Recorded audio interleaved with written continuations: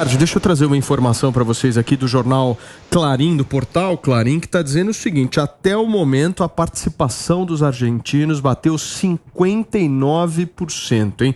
Esse número a gente já havia trazido aqui, obviamente outros números, conforme a votação foi avançando, esse número chegou nesse patamar, mas esse é o número central de toda essa história.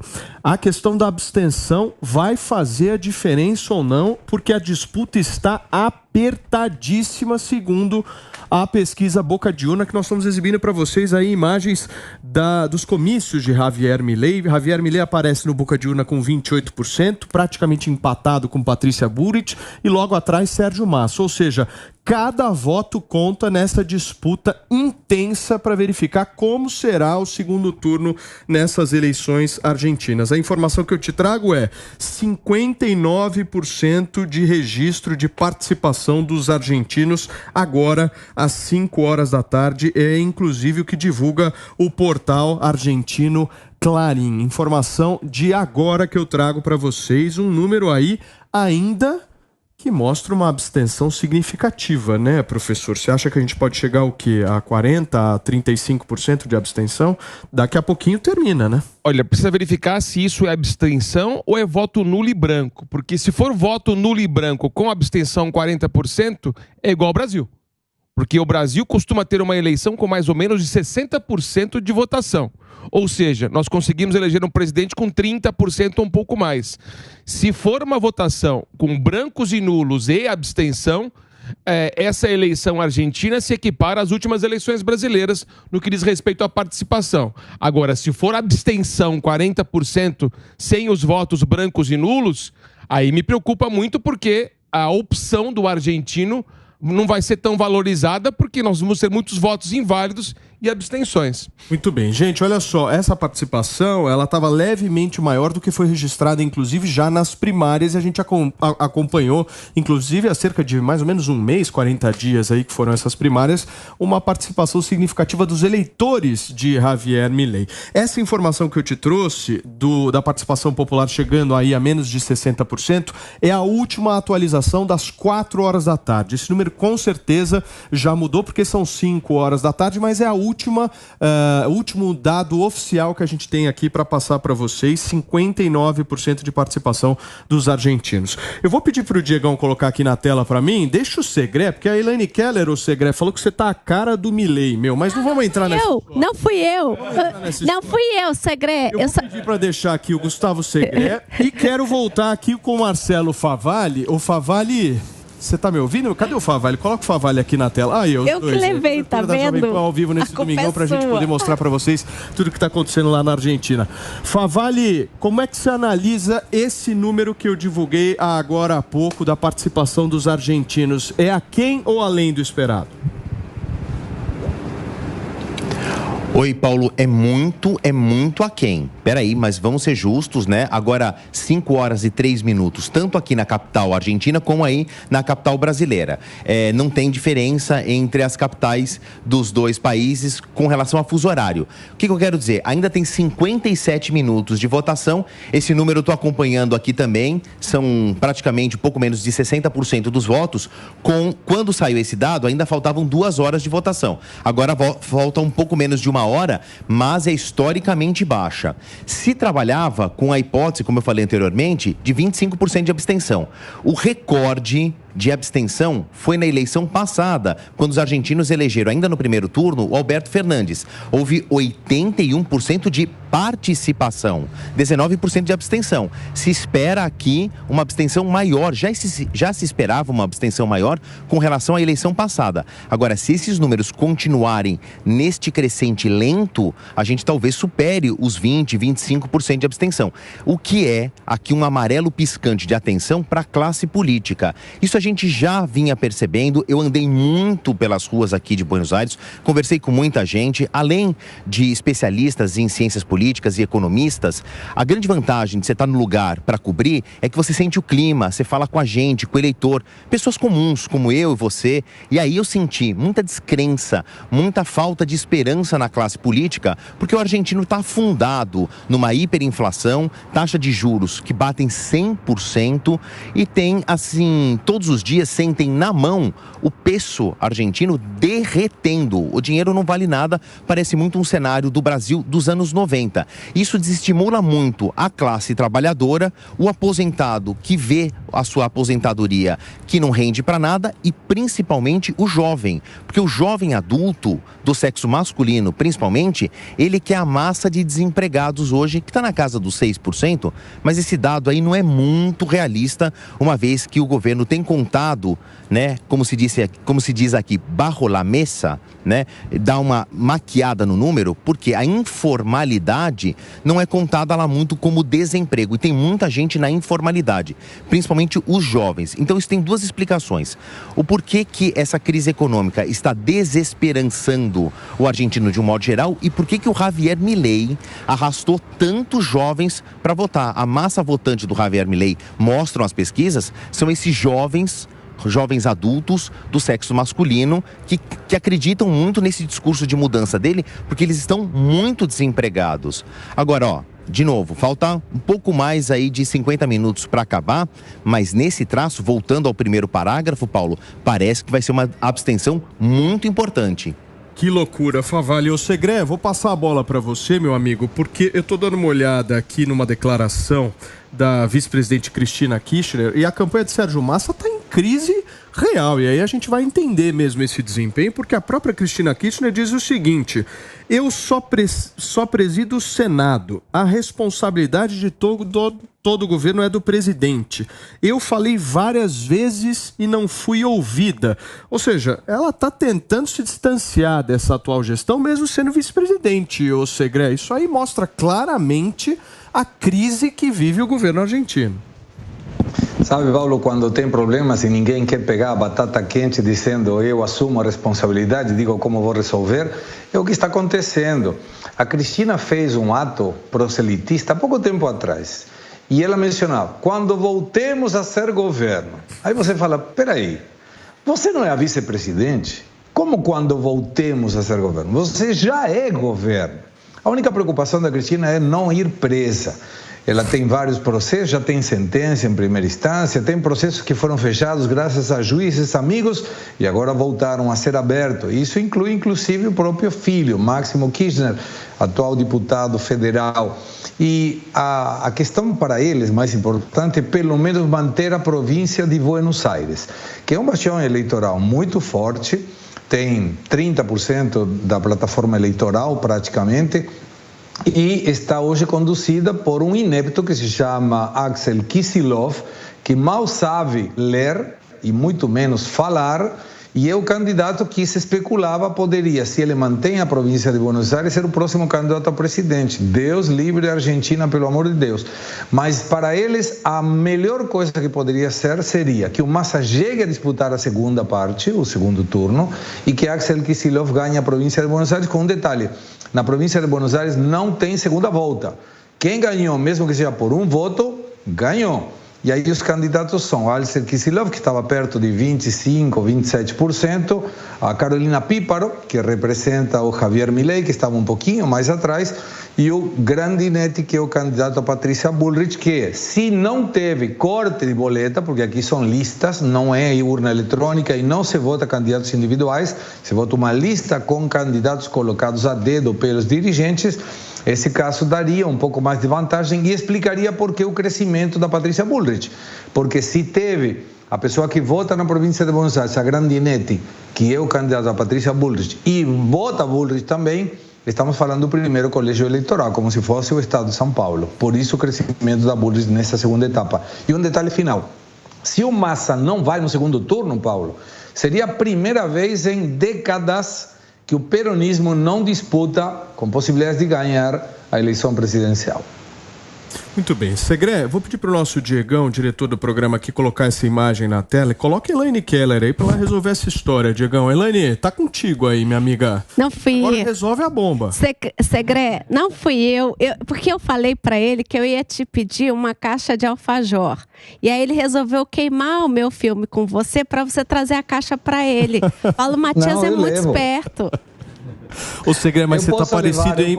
Tá parecido não mesmo, hein? parecido. Bela costeleta, hein, meu? Não. Você é muito mais moderno, Segra. Não acredita nisso, não. Escuta, deixa eu voltar com o Favale aqui. Favale, a gente deu agora aqui na nossa tarde, olha só, participação de 66%. Então tivemos um crescimento aí das 4 para 5 horas de 7% aí de participação. Esses números são positivos ou negativos para o Milei? Vamos tentar analisar do ponto de vista do Milei. Vamos lá, primeiro a gente tem que saber quem veio votar. Teve uma coisa que não se concretizou, Paulo, que era um alerta, inclusive, da meteorologia, dizendo que ia chover muito, não só na capital Buenos Aires, mas 9 províncias foram colocadas em alerta amarelo, com possibilidade de granizo, até algum tipo de inundação, deslizamento de terra. Criou-se um alerta climático aqui, mas que não se confirmou, não caiu uma gota de chuva, e olha que eu não saí da rua aqui de Buenos Aires. Isso deu calafrios nas campanhas de Massa e de Buric. Por quê? Os tradicionais peronistas e a tradicional direita argentina têm muitos votos de idosos, pessoas maiores, como eles chamam aqui.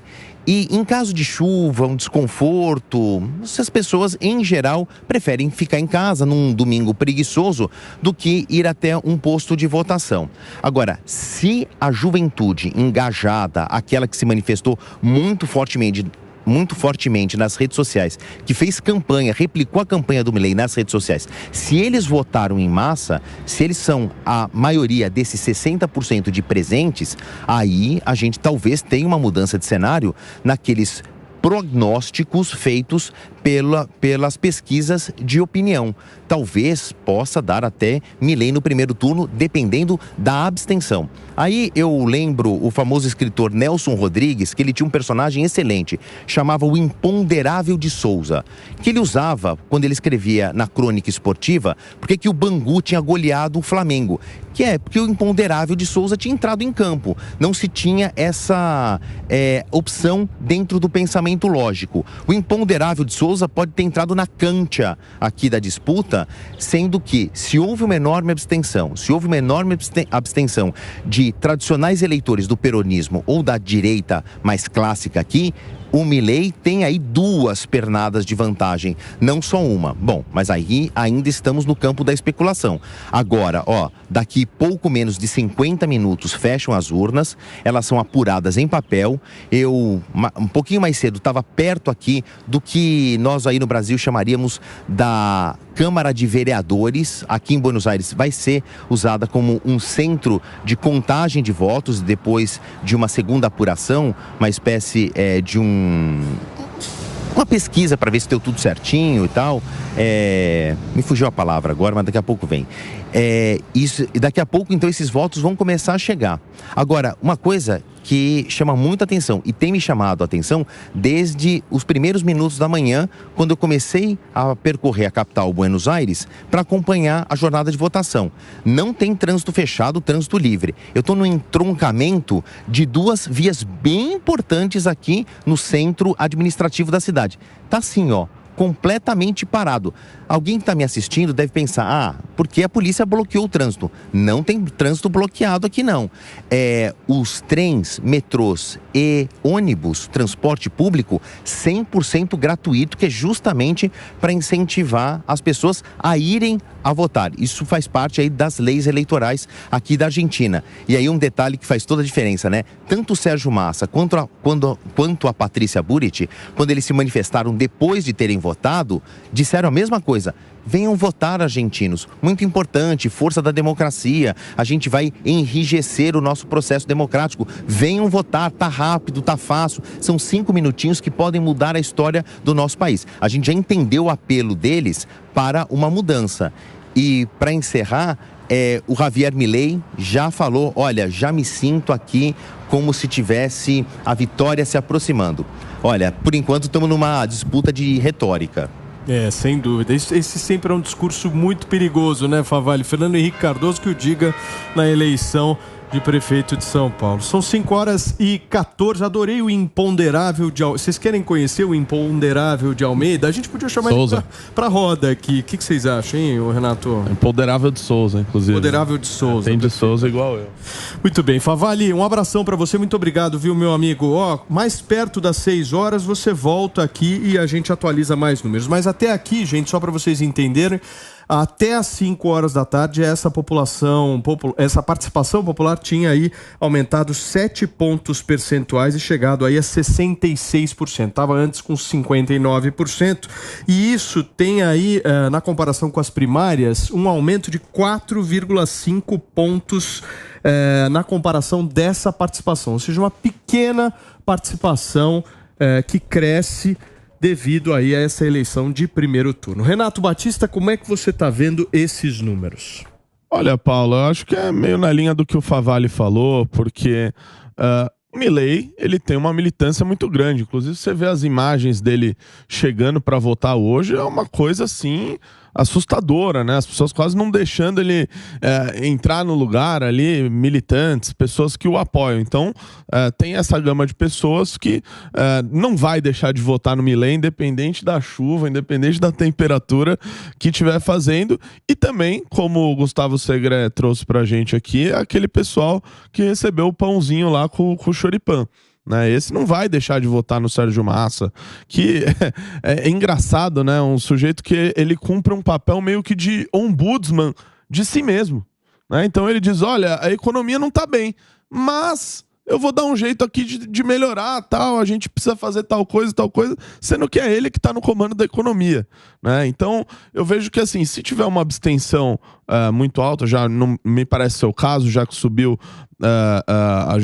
a participação popular do que teve nas prévias, isso seria bom para Patrícia Bullrich, né? Porque não está com a máquina e também não tem essa militância aguerrida como tem o Milei. Agora, a gente vê o que é uma campanha eleitoral, né? Porque se a gente analisar o próprio Sérgio Massa, nos últimos 15, 10 dias, virou um liberal, certo?